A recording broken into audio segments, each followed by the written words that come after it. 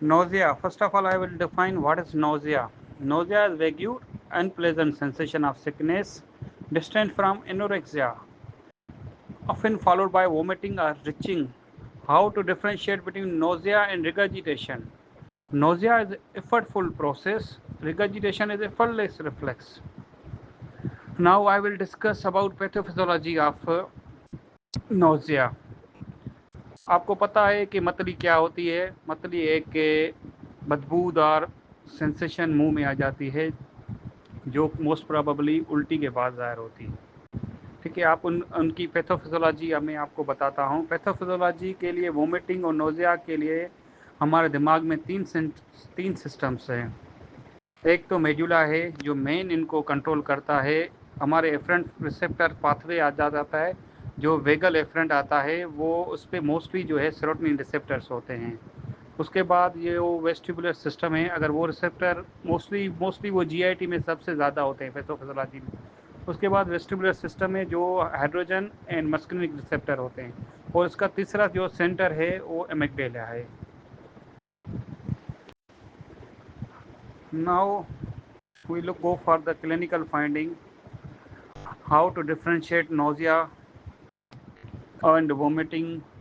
Either they are associated with food poisoning, either they are associated with intestinal obstruction, or they are associated with pregnancy. First of all, acute nausea without abdominal pain, we will think about food poisoning, infections, and drugs.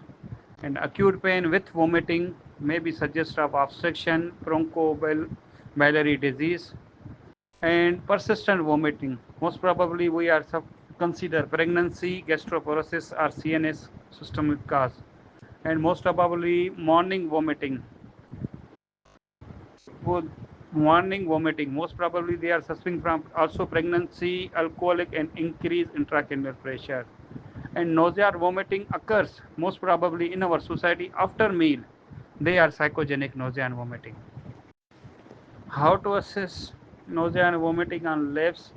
In labs, you will see hypokalemia, metabolic alkalosis, and abdominal X-ray to rule out obstruction. CT ultrasound is needed, and look about pancreatobiliary disease. Look for elevated liver enzymes. Most probably, lipase amylase also increase in pancreatobiliary liver disease.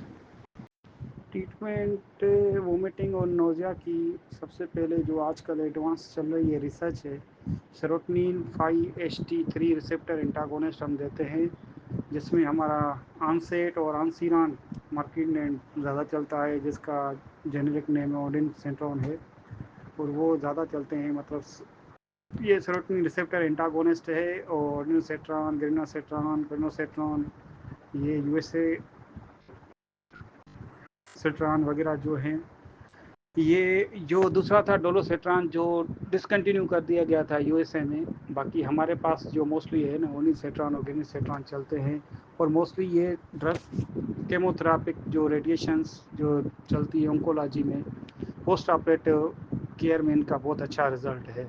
और इनकी जो best agent मैं बताऊँ इसका है पोलोसेट्रान, जिसकी half life बहुत ज़्यादा है और ये एमिसिस को डिलीट कराती है।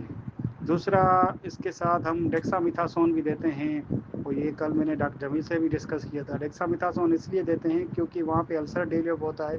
उसका मैकेनिज्म तो अनक्लियर है, बल्कि वहाँ पे बताया जा रहा है कि इनका अल्सर डेवलप होता है, उन अल्सर और इन्फ्लामेटरी इफेक्ट को कवर करती है जो मोस्टली रेडियोथेरापिक पेशेंट लेते हैं, अल्सर डेवलप होता है।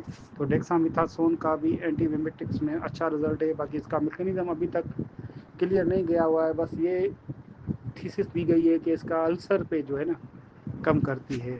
और तीसरी जो एजेंट है न्यूरोकाइनिन रिसेप्टर एंटागोनिस्ट है, जो हमारे पास के नाम से आती है पेरिटेंट, फोसापेरिटेंट, रोलाटेंट, मतलब जिसमें टेंट काम्बो है। ये क्या करती है, इमेसिस को डिलीट कराती है, और हाईली हिमिटोजेनिक केमोथेरापी ड्रग्स में देते हैं इनका रोज़ में।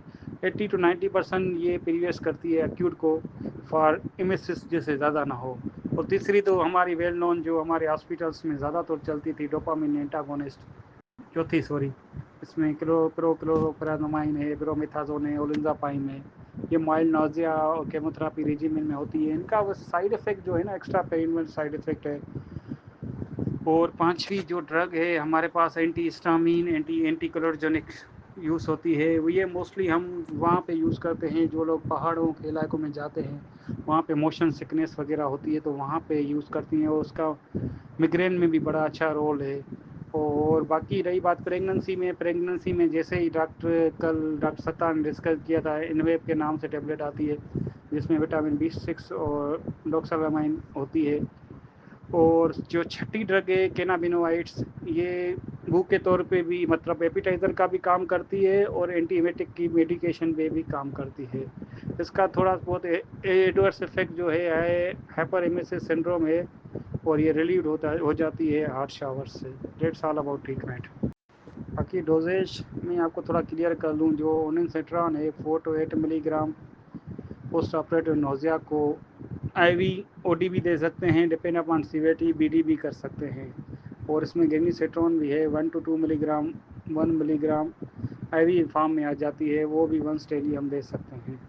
बाकी डोपामिन एंटागोनिस्ट आपको पता है, मेटाक्लोप्रोमाइड 10 to 20 mg पर 6 आवर्ली देते हैं, मतलब 0.5 milligram per kg for 24 hourly dopamine agonist दे सकते हैं। और इसमें दूसरी जो ड्रग्स हैं, जो इनके आई 1 रिसेप्टर एंटागोनिस्ट जो मैंने बताई थी, वो 125 mg before chemotherapy, then 80 mg on day 2 and day 3। That's all about doses.